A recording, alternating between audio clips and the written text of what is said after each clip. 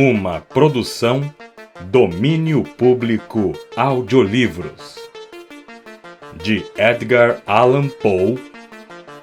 O Poço e o Pêndulo. Narração Jaime Maciel. Antes de começar o vídeo, curta, compartilhe e caso ainda não seja inscrito no canal, clique no botão inscreva-se. Gostaria de agradecer aos novos membros do canal. Seja você também um membro. Aproveite o audiolivro. Eu estava extenuado até a morte por aquela longa agonia. E quando eles, afinal, me desacorrentaram e me foi permitido sentar, senti que ia perdendo os sentidos. A terrível sentença de morte. Foi a última frase distintamente acentuada que me chegou aos ouvidos. Depois disso, o som das vozes dos inquisidores pareceu mergulhar num zumbido fantástico e vago. Trazia minha alma a ideia de rotação, talvez por se associar na imaginação com um mó de uma roda de moinho. Mas isso durou apenas pouco tempo, pois logo nada mais ouvi. Contudo, durante algum tempo via, porém com que terrível exagero. Eu via os lábios dos juízes vestidos de preto. Pareciam-me brancos, mais brancos do que as folhas de papel sobre as quais estou traçando essas palavras. E também grotescamente delgados, mais adelgaçados ainda pela intensidade de sua expressão de firmeza, de imutável resolução, de rigoroso desprezo pela dor humana.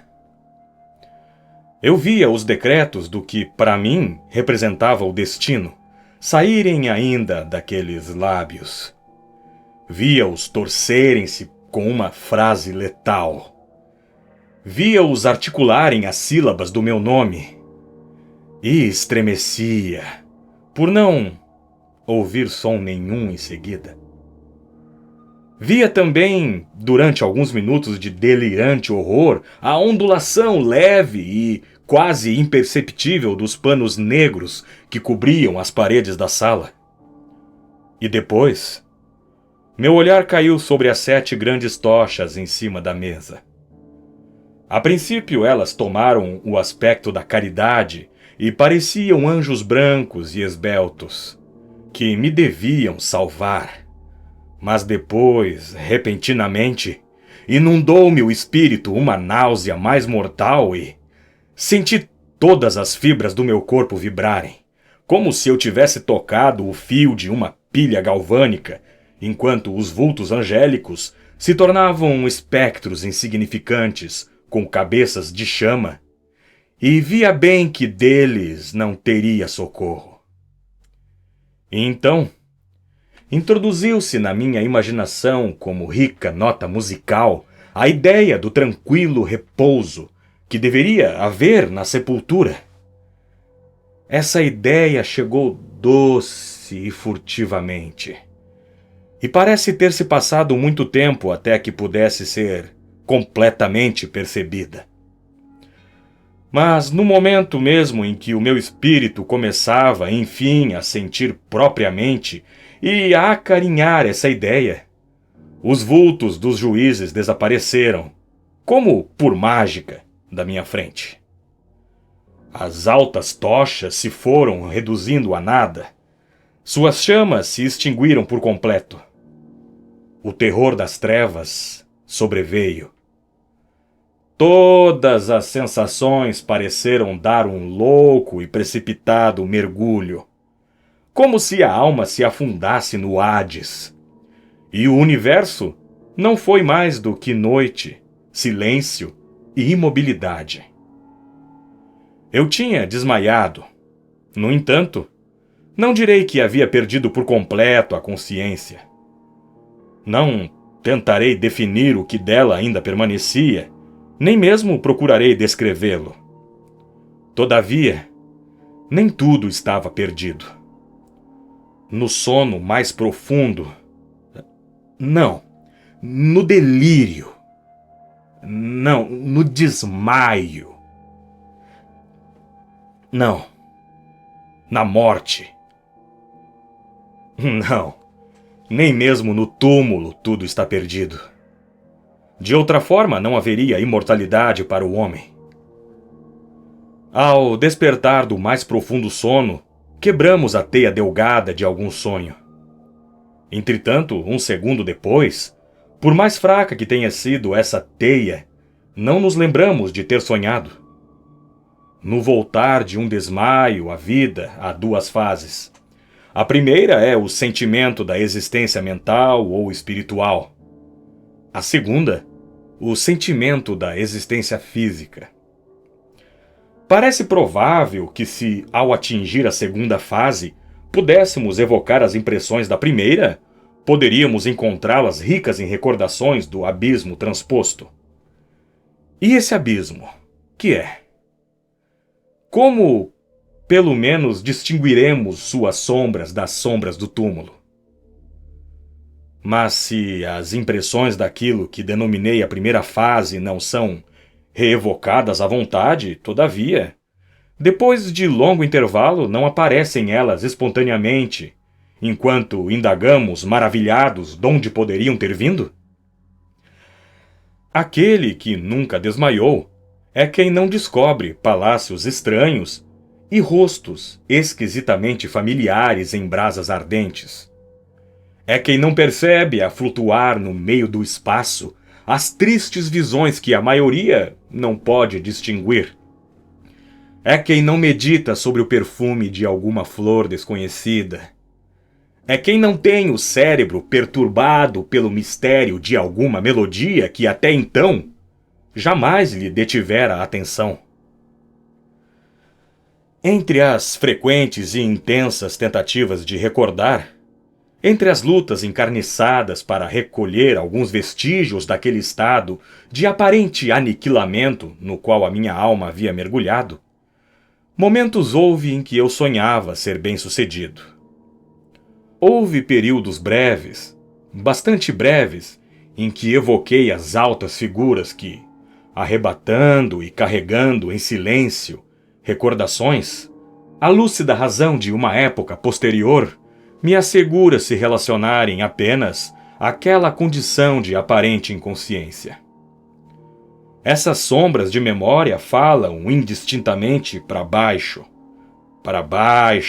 cada vez mais baixo, até que uma horrível vertigem me oprimiu. A simples ideia daquela descida sem fim.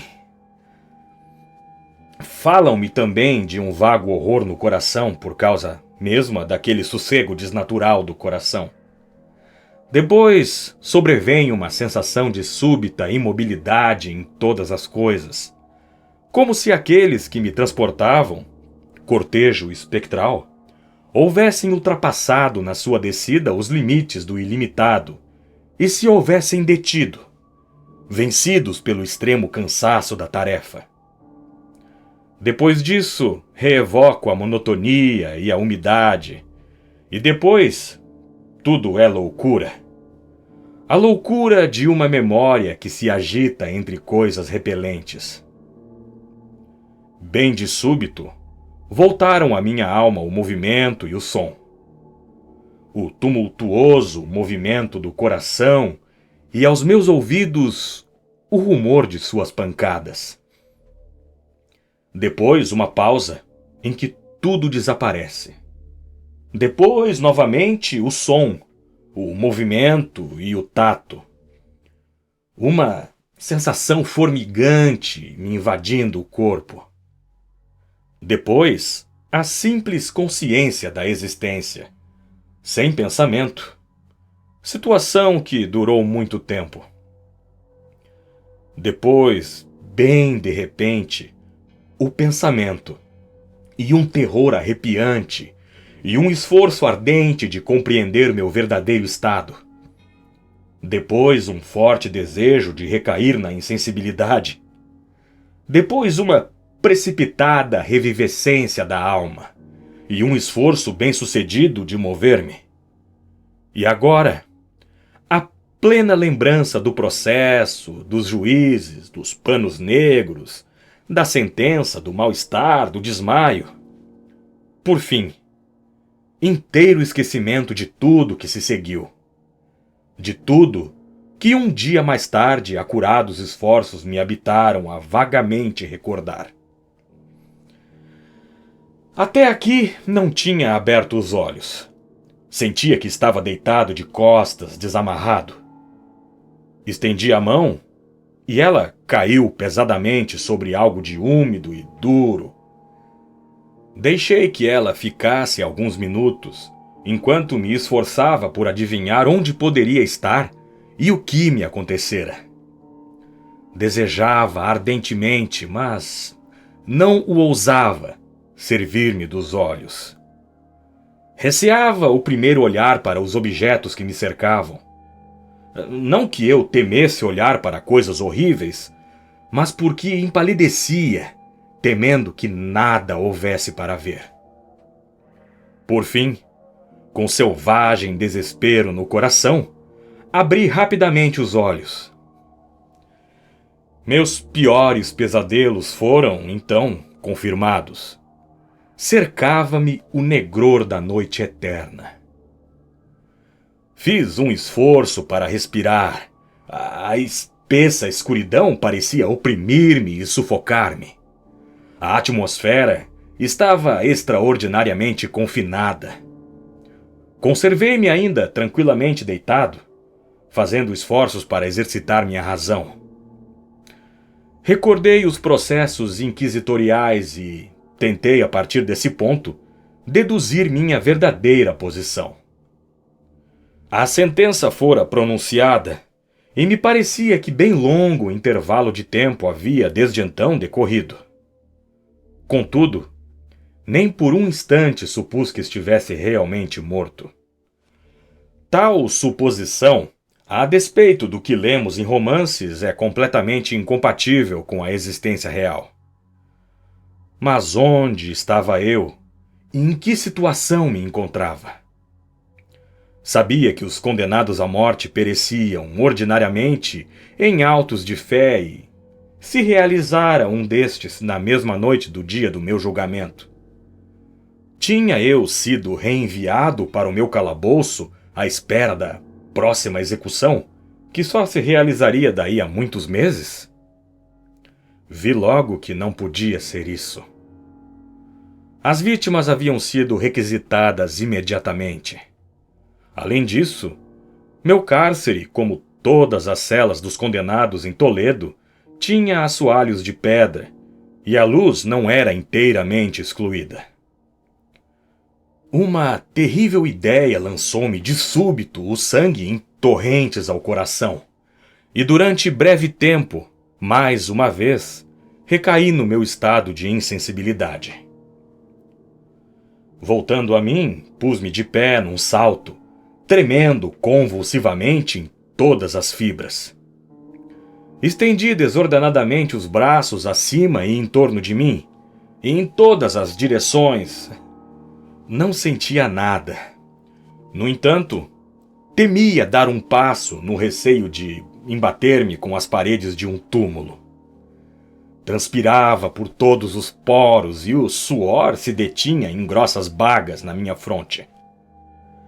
A agonia da incerteza tornou-se, afinal, intolerável, e com cautela, movi-me para diante com os braços estendidos. Meus olhos como que saltavam das órbitas na esperança de apanhar algum débil raio de luz. Dei vários passos, mas tudo era ainda escuridão e vácuo. Respirei mais livremente. Parecia evidente que minha sorte não era, pelo menos, a mais horrenda. E então, como continuasse ainda a caminhar cautelosamente para diante, vieram-me em tropel à memória 1000 vagos boatos a respeito dos horrores de Toledo. Narravam-se estranhas coisas nos calabouços, que eu sempre considerara como fábulas. Coisas, no entanto, estranhas e demasiado espantosas para serem repetidas, a não ser num sussurro. Ter-me-iam deixado para morrer de fome no mundo subterrâneo das trevas? Ou que sorte, talvez mesmo mais terrível, me esperava? Conhecia muito bem o caráter de meus juízes para duvidar de que o resultado seria a morte. E morte de insólita acritude. O modo e a hora era tudo o que me preocupava e perturbava. Minhas mãos estendidas encontraram afinal um sólido obstáculo. Era uma parede que parecia construída de pedras, muito lisa, viscosa e fria. Fui acompanhando-a, caminhando com toda a cuidadosa confiança que certas narrativas antigas me haviam inspirado. Este processo, porém, não me proporcionava meios de verificar as dimensões de minha prisão, pois eu podia fazer-lhe o percurso e voltar ao ponto de onde partira sem dar por isso, tão perfeitamente uniforme parecia a parede. Por isso é que procurei a faca que estava em meu bolso quando me levaram à sala inquisitorial, mas não a encontrei. Haviam trocado minhas roupas por uma camisola de sarja grosseira. Pensara em enfiar a lâmina em alguma pequena fenda da parede, de modo a identificar meu ponto de partida. A dificuldade, não obstante, era apenas vulgar, embora na desordem de minha mente parecesse a princípio insuperável. Rasguei uma parte do debrum da roupa e coloquei o fragmento bem estendido em um ângulo reto com a parede. Tateando meu caminho em torno da prisão, não podia deixar de encontrar aquele trapo ao completar o circuito. Assim, pelo menos, pensava eu. Mas não tinha contado com a extensão da masmorra ou com minha própria fraqueza. O chão estava úmido e escorregadio. Caminhava cambaleando para a frente durante algum tempo, quando tropecei e caí.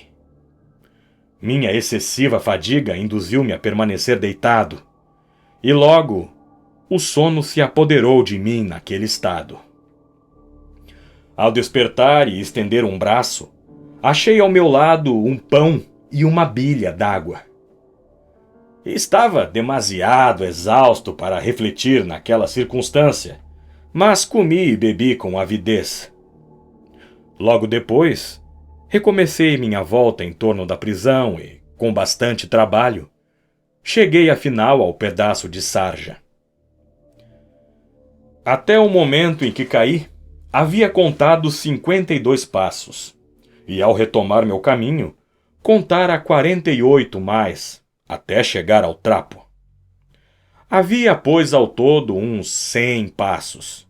E, admitindo 2 passos para uma jarda, presumi que o calabouço teria umas 50 jardas de circuito.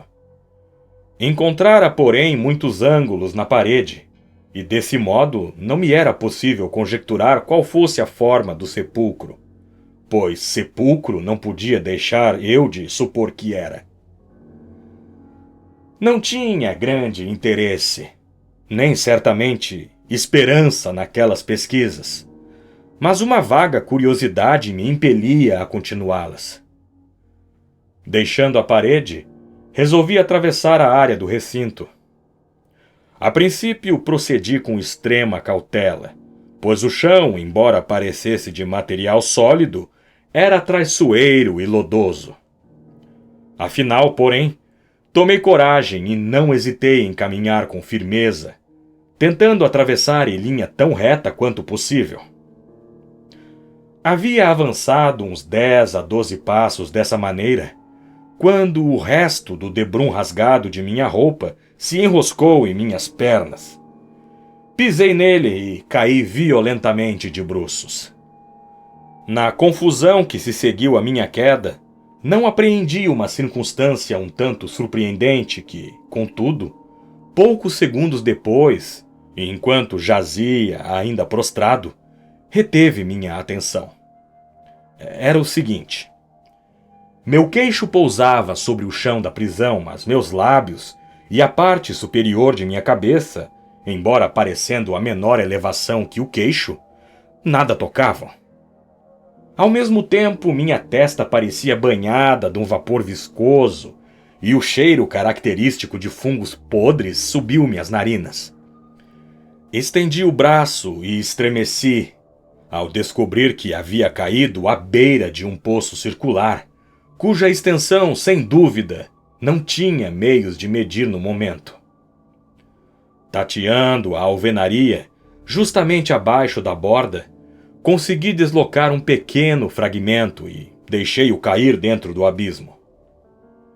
Durante muitos segundos prestei ouvidos às suas repercussões, ao bater de encontro aos lados da abertura em sua queda.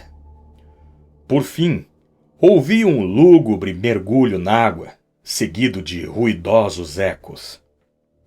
No mesmo instante ouviu-se um som semelhante ao de uma porta, tão depressa aberta, como rapidamente fechada acima de minha cabeça, enquanto um fraco clarão luzia de repente em meio da escuridão e com a mesma rapidez desaparecia.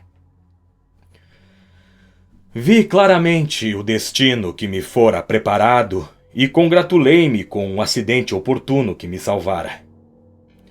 Um passo a mais e o mundo não mais me veria. E a morte, justamente evitada, era daquela mesma natureza que olhara como fabulosa e absurda nas histórias a respeito da Inquisição.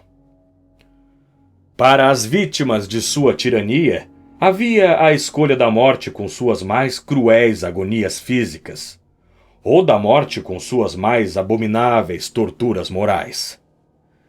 Tinham reservado para mim esta última. O longo sofrimento havia relaxado meus nervos a ponto de fazer-me tremer ao som de minha própria voz, e me tornara, a todos os aspectos, material excelente para as espécies de tortura que me aguardavam. Com os membros todos a tremer, arrepiei caminho, tateante até a parede, resolvido a perecer antes de arriscar-me aos terrores dos poços, que minha imaginação agora admitia que fossem muitos, espalhados em todas as direções no calabouço. Em outras condições de pensamento, poderia ter tido a coragem de dar fim imediato às minhas desgraças, deixando-me cair dentro de um daqueles abismos. Mas então, era eu o mais completo dos covardes. Nem podia tampouco esquecer o que lera a respeito daqueles poços, que a súbita extinção da vida não estava incluída nos mais horrendos planos dos inquisidores. A agitação do espírito conservou-me desperto por muitas horas, mas, afinal, mergulhei de novo no sono. Ao despertar, encontrei ao meu lado, como antes, um pão e uma bilha d'água. Sede ardente me devorava e esvaziei a vasilha num trago. Deveria estar com alguma droga, porque logo depois de beber, fui tomado de um torpor irresistível. Um sono profundo se apoderou de mim. Sono semelhante ao da morte. Quanto tempo durou isso, não me é possível dizê-lo. Mas quando, mais uma vez, descerrei os olhos, os objetos que me cercavam estavam visíveis.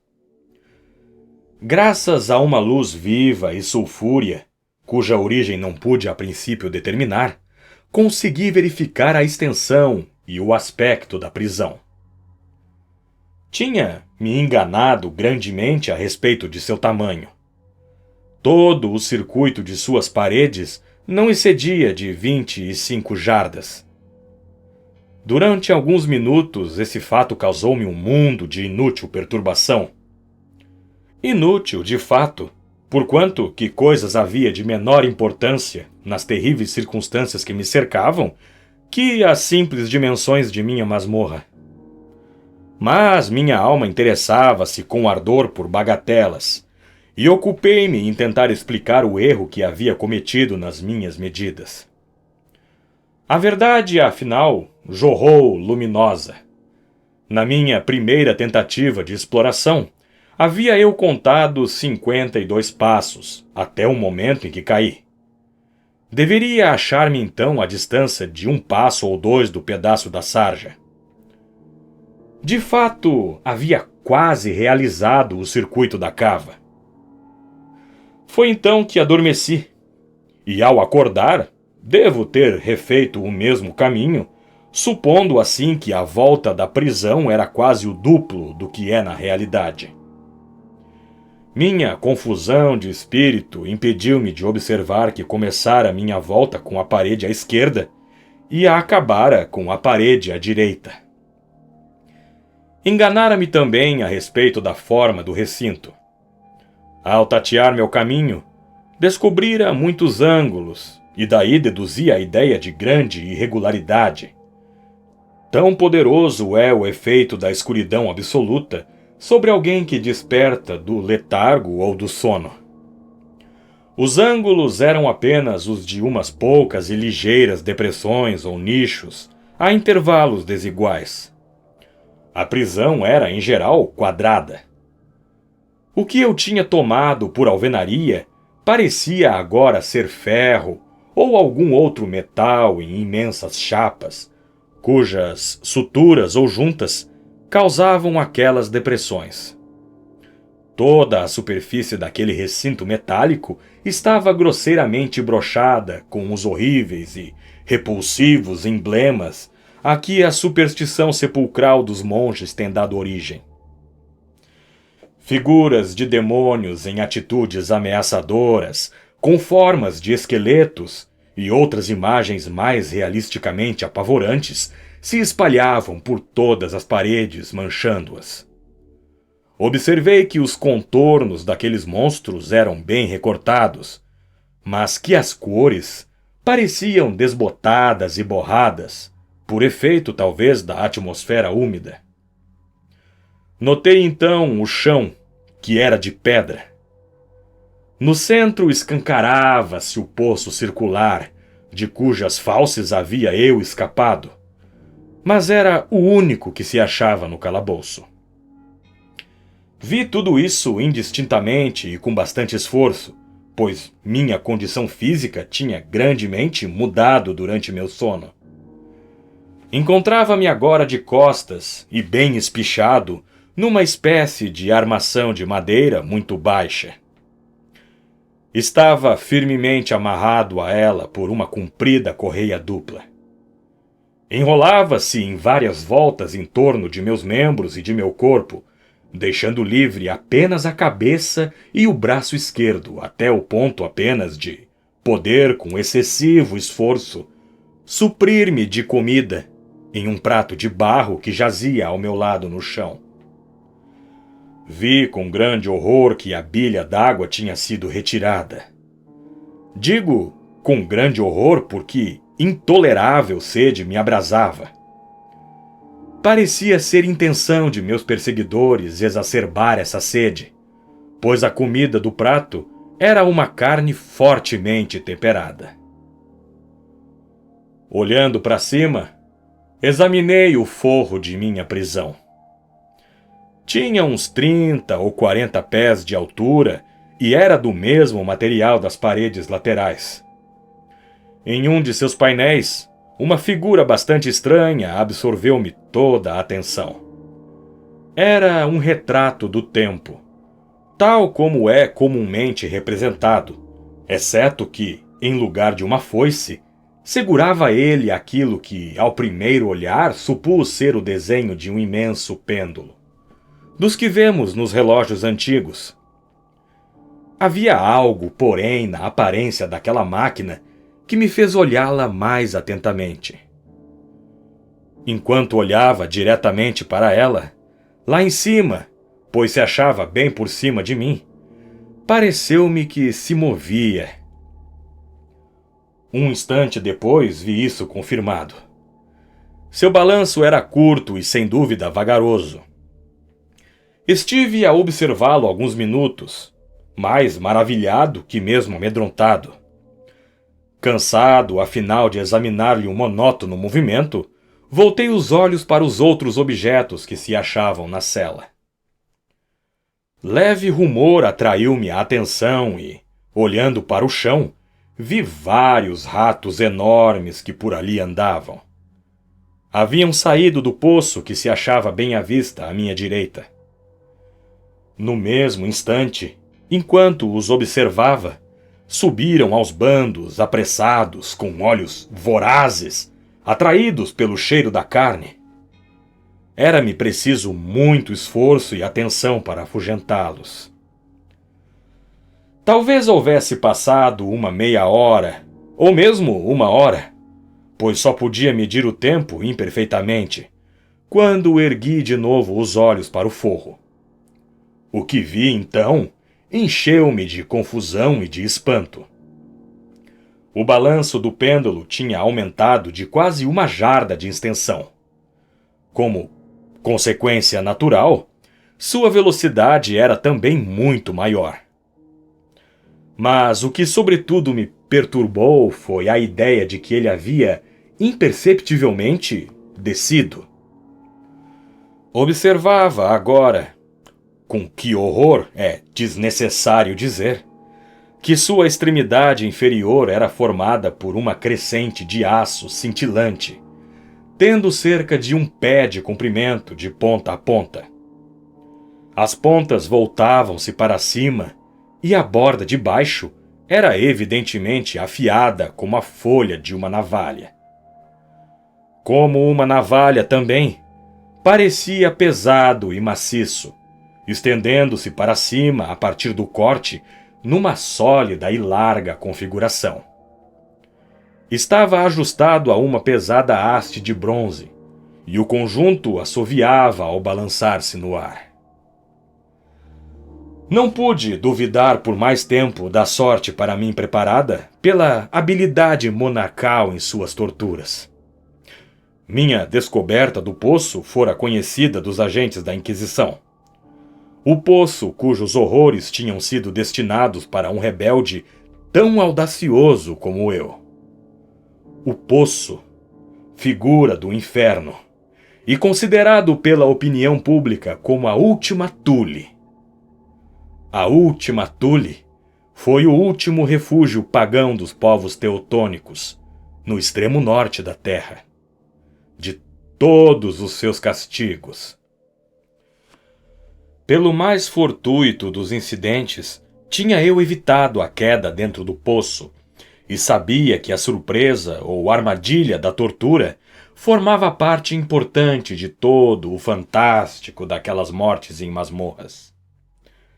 Não tendo caído, deixava de fazer parte do plano demoníaco atirar-me no abismo e, dessa forma, não havendo alternativa, uma execução mais benigna e diferente me aguardava.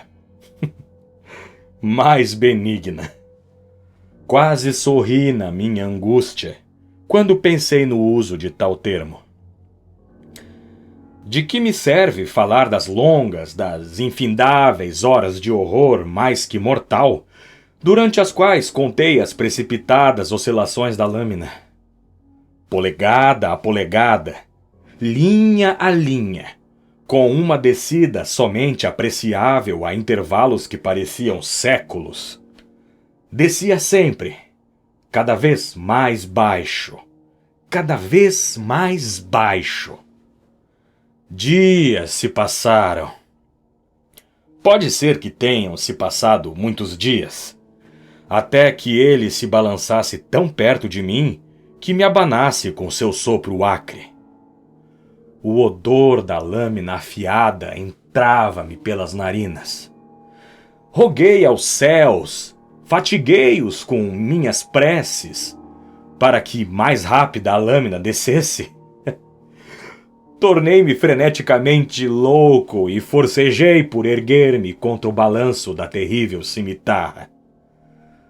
Mas depois acalmei-me de repente, e fiquei a sorrir para aquela morte cintilante, como uma criança diante de algum brinquedo raro. Houve outro intervalo de completa insensibilidade.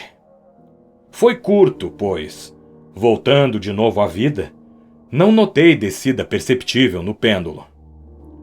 Mas pode ter sido longo, pois eu sabia que havia demônios que tomavam nota de meu desmaio e que podiam, à vontade, ter detido a oscilação. Voltando a mim, sentia-me também bastante doente e fraco.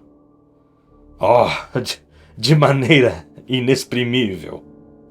Como em consequência de longa inanição, sabe? Mesmo em meio das angústias daquele período, a natureza humana implorava por alimento. Com penoso esforço, estendi o braço esquerdo o mais longe que os laços permitiam, e apoderei-me do pequeno resto que me tinha sido deixado pelos ratos. Ao colocar um pedaço de alimento na boca, atravessou-me o espírito uma imprecisa ideia de alegria, de esperança. Todavia, que havia de comum entre mim e a esperança? Era, como eu disse, uma ideia imprecisa, dessas muitas que todos têm e que nunca se completam. Senti que eia de alegria, de esperança. Essa ideia, mas também senti que perecera ao formar-se. Em vão eu lutava para aperfeiçoá-la, para recuperá-la. O prolongado sofrimento quase aniquilara todas as minhas faculdades comuns do pensamento. Eu era um imbecil, um idiota. A oscilação do pêndulo fazia-se em ângulos retos com meu comprimento. Vi que o crescente estava disposto para cruzar a região de meu coração. Desgastaria a sarja de minha roupa. Voltaria e repetiria suas operações, de novo, ainda outra vez. Não obstante sua oscilação terrivelmente larga, de 30 pés ou mais, e a força sibilante de sua descida, suficiente para cortar até mesmo aquelas paredes de ferro, o corte de minha roupa seria, não obstante, tudo quanto durante alguns minutos ele faria. Ao pensar nisso, fiz uma pausa. Não ousava passar além dessa reflexão. Demorei-me nela com uma atenção pertinaz, como se, assim fazendo, pudesse deter ali a descida da lâmina. Obriguei-me a meditar sobre o som que o crescente produziria ao passar através de minha roupa.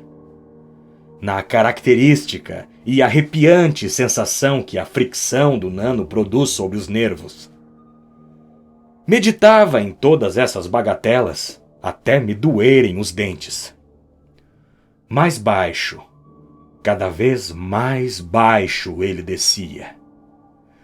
Sentia um frenético prazer em comparar sua velocidade de alto a baixo com sua velocidade lateral. Para a direita, para a esquerda, para lá e para cá, com o guincho de um espírito danado. Para o meu coração, com o passo furtivo do tigre. Eu ora ria, ora urrava, à medida que uma ou outra ideia se tornava predominante. Para baixo, seguramente, inexoravelmente para baixo. Oscilava a 3 polegadas de meu peito. Debatia-me violentamente, furiosamente, para libertar meu braço esquerdo, que só estava livre do cotovelo até a mão. Podia apenas levar a mão à boca, desde o prato que estava ao meu lado, com grande esforço e nada mais. Se tivesse podido quebrar os liames acima do cotovelo, teria agarrado e tentado deter o pêndulo. Seria o mesmo que tentar deter uma avalanche. Para baixo. Incessantemente para baixo. Inevitavelmente para baixo. Eu ofegava e debatia-me a cada oscilação. Encolhia-me convulsivamente a cada balanço. Meus olhos acompanhavam seus vai-e-vens para cima e para baixo com a avidez do mais insensato desespero. Fechavam-se os meus olhos espasmodicamente no momento da descida, embora a morte viesse a ser para mim um alívio.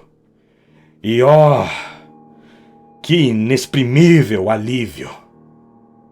Entretanto, todos os meus nervos tremiam ao pensar que bastava uma simples descaída da máquina para precipitar aquele machado agudo e cintilante sobre meu peito. Era a esperança que fazia assim tremerem os meus nervos, que assim me dava calafrios ao corpo. Era a esperança que triunfa, mesmo sobre o cavalete de tortura, a esperança que sussurra aos ouvidos do condenado à morte, até mesmo nas masmorras da Inquisição. Vi que cerca de 10 ou 12 oscilações poriam a lâmina em contato com minhas roupas. E a essa observação, subitamente me veio ao espírito toda a aguda e condensada calma do desespero. Pela primeira vez, durante muitas horas, ou mesmo dias, pensei. Ocorreu-me então que a correia que me cingia era uma só. Não estava amarrado por cordas separadas.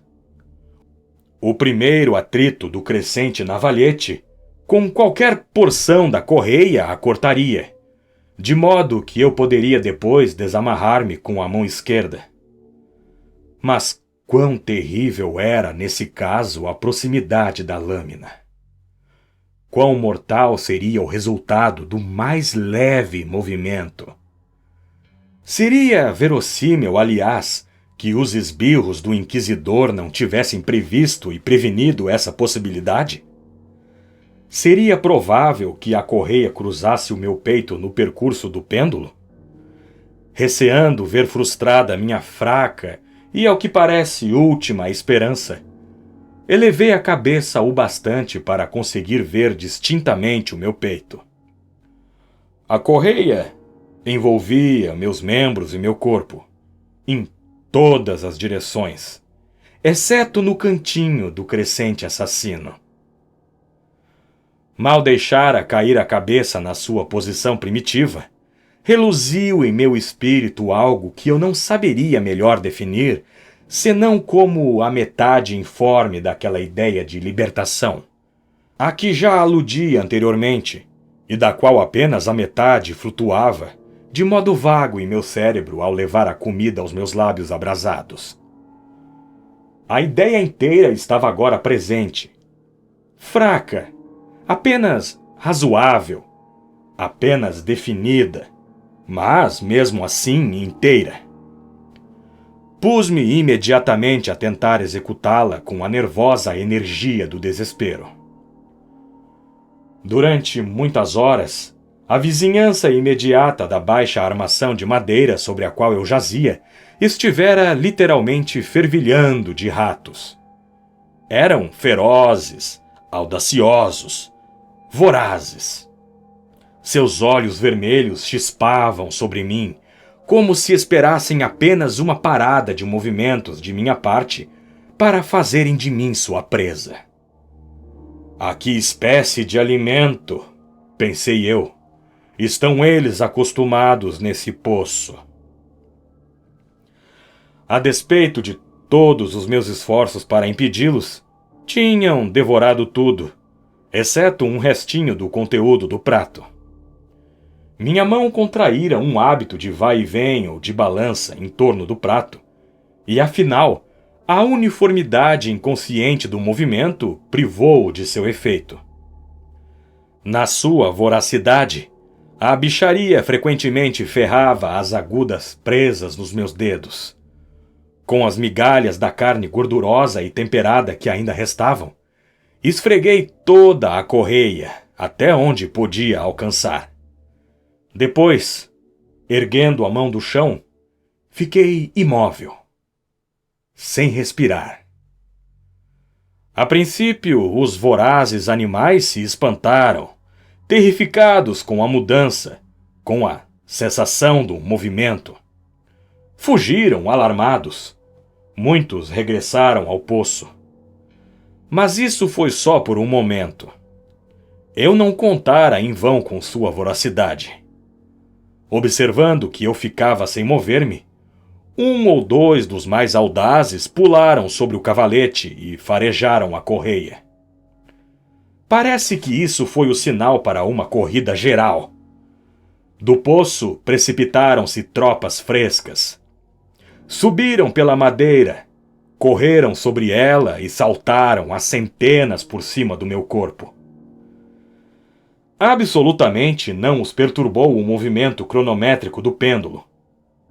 Evitando-lhe a passagem, trabalhavam sobre a correia besuntada de gordura. Precipitavam-se, formigavam sobre mim, em pilhas sempre crescentes. Torciam-se sobre minha garganta.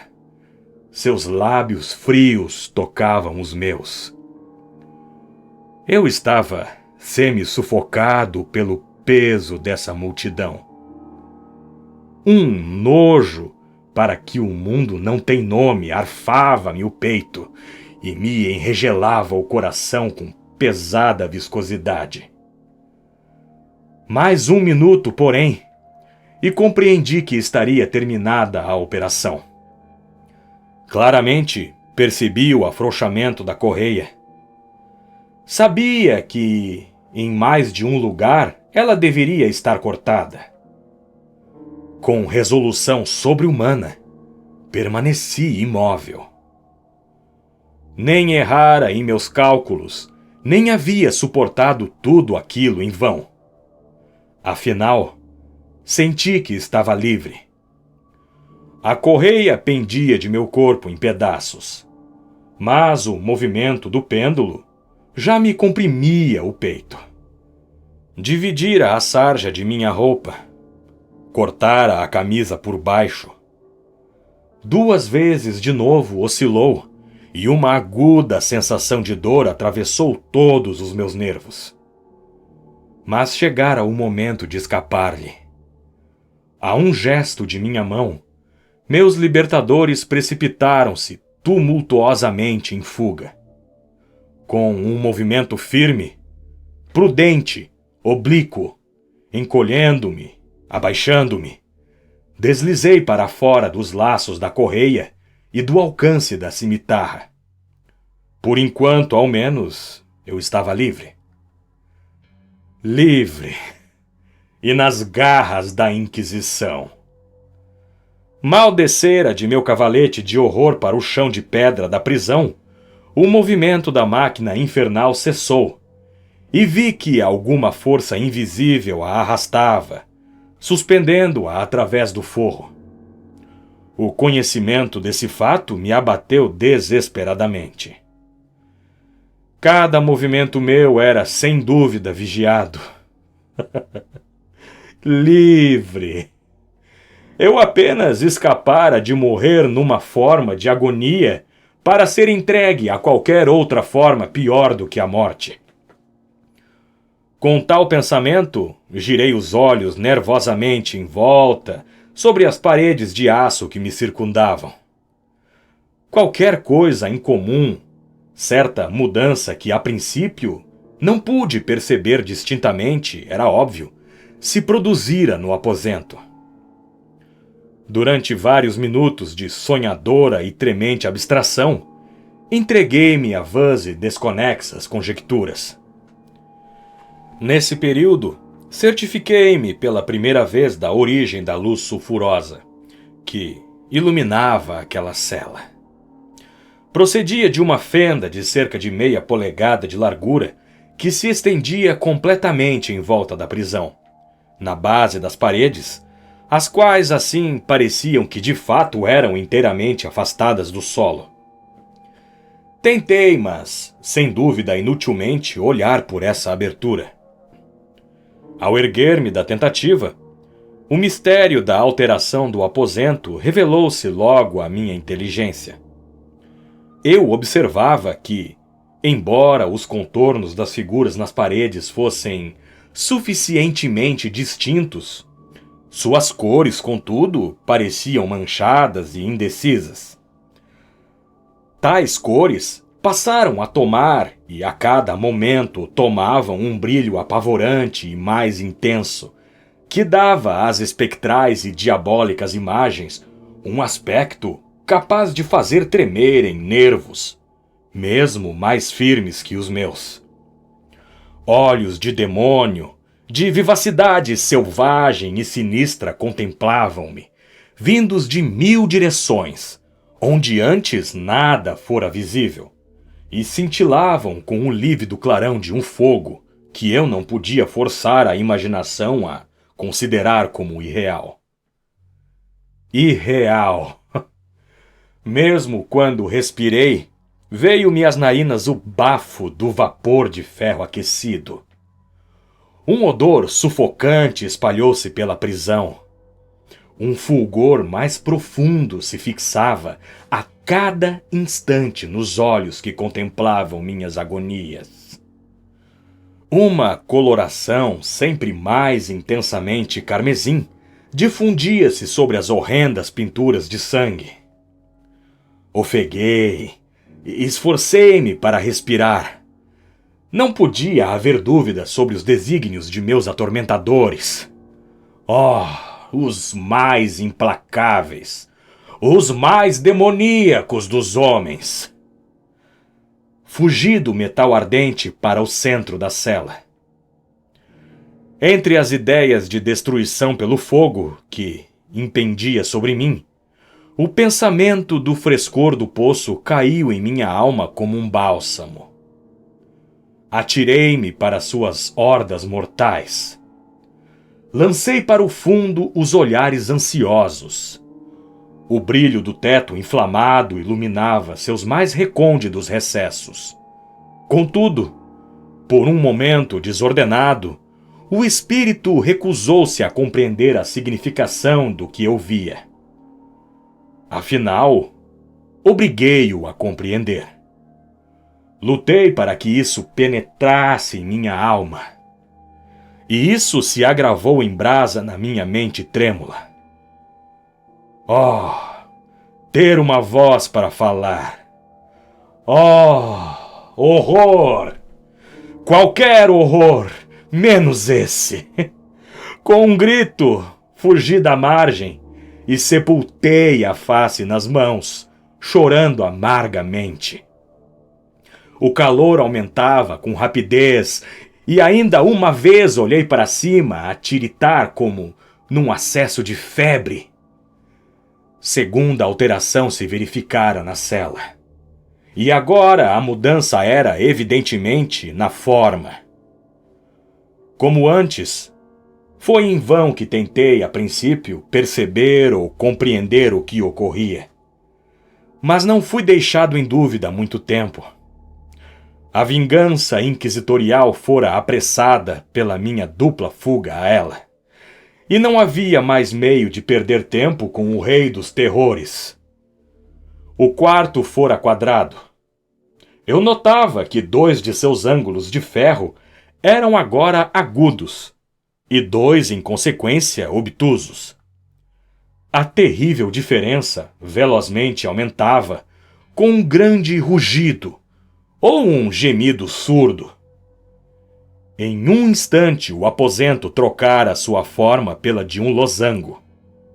Mas a alteração não parou aí, nem eu esperei, ou desejei que ela parasse. Eu poderia ter aplicado as paredes rubras ao meu peito, como um vestuário de eterna paz. A morte, disse eu. Qualquer morte, porém não a do poço. Louco! Não havia compreendido que o objetivo dos ferros ardentes era impelir-me para dentro do poço? Poderia eu resistir a seu fulgor? Ou mesmo que o conseguisse, poderia suportar sua pressão? Então, mais e mais se achatou o losango, com uma rapidez que não me dava tempo para refletir. Seu centro e, naturalmente, sua maior largura ficaram mesmo sobre o abismo escancarado. Fugi, mas as paredes a apertar-se impeliam-me irresistivelmente para diante. Afinal, para meu corpo queimado e torcido, não havia mais de 1 polegada de solo firme no assoalho da prisão. Não lutei mais. A agonia da minha alma, porém, se exalou num grito alto, longo e final de desespero. Senti que oscilava sobre a borda. Desviei os olhos. Houve um ruído discordante de vozes humanas. Houve um elevado toque, como o de muitas trombetas. Houve um rugido áspero, como o de 1000 trovões.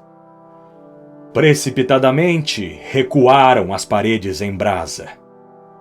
Um braço estendido agarrou o meu quando eu caía, desfalecido, no abismo. Era o do general La Salle. O exército francês entrara em Toledo. A Inquisição caíra nas mãos de seus inimigos.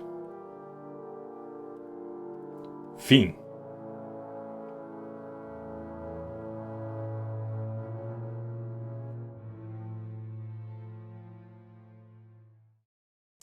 Você já pensou em se tornar membro do canal?